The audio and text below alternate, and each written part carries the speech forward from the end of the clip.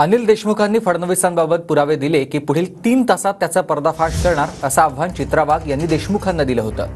तर माझ्याकडील पेनड्राईव्हमध्ये चित्रा वाघांचे कारनामे असल्याचं म्हणत विद्या चव्हाण यांनी प्रत्युत्तर दिलंय।